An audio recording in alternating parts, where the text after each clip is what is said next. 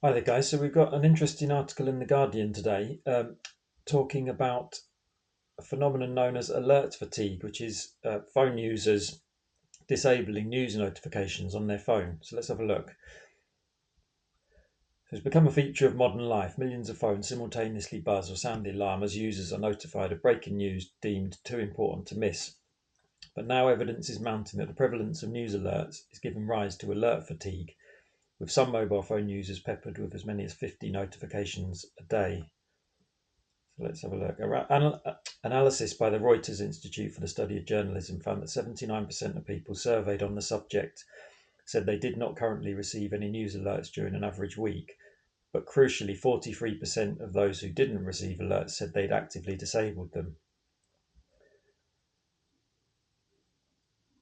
And then here we go. So Nick Newman, the report's lead author, said it is definitely alert fatigue. That's partly to do with news avoidance. Users want to protect themselves during the day so they're not distracted and they can get on with other things. It doesn't mean to say they're not interested in news, but they just don't want news all the time, 24 hours a day, coming at you like an express train. So, what does this tell us about Britain in 2025?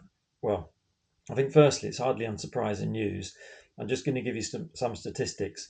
So, 91% of UK adults experienced high or extreme levels of pressure or stress over the course of the last year. 63% of UK employees are exhibiting symptoms of burnout, such as exhaustion and disengagement. Some more statistics: 1 in 6 of us will experience a common health difficulty, a mental health difficulty, such as anxiety or depression in any given week.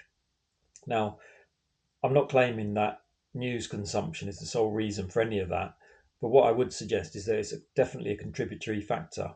It's worth thinking about why that is, because I think it tells us something valuable about our society and the way we live now. So think about your day to day life.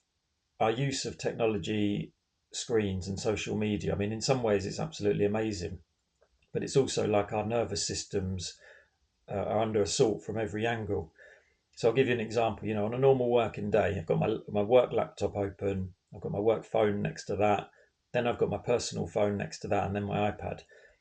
Each one of those is trying to communicate with me at various points in the day. And then if you're doing that for 9, 10 hours a day, the mental load can be absolutely suffocating. And then when it comes to news notifications specifically, I think there's two elements to that. Firstly, you've got the fact that all the news that we are consuming is negative, and then secondly, we don't have any control over what is being reported or how to remedy the issues that are being reported. So what I'm going to suggest is that burnout is a real thing. If you take a look at the news today, we've got the conflict in the Middle East as the at the top of every news story, and that's what it is every day, isn't it? Just death and destruction, everything negative constantly, and we don't have any control to change any of it. As I said, I don't think the consumption of news is the lead contributor to the mental health difficulties that people in this country face. I would suggest that it's people's material conditions which are leading to the sort of explosion of mental health difficulties in our society. So I'm thinking particularly about poor pay, declining living standards, substandard housing, pressure at work, physical ill health, the stress of government interference with our benefits and entitlements, such as in the recent examples of PIP and the pensions.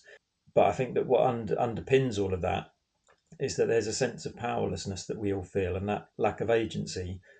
And this issue around news notifications and people actively opting out of that, it feeds into that sense of powerlessness and lack of agency. When we get those news notifications, we're passively consuming negative content and we don't have any scope to influence it. And I think that's why people are checking out. People are sensible. You have to do whatever you can in this world to safeguard yourself and protect your own mental health. I personally make sure I go for a run or walk my dog every day, and I can have that period where I'm unplugged, and that helps me. But yeah, we each have to find what works for us and do that. So yeah, thanks a lot, guys. See you next time.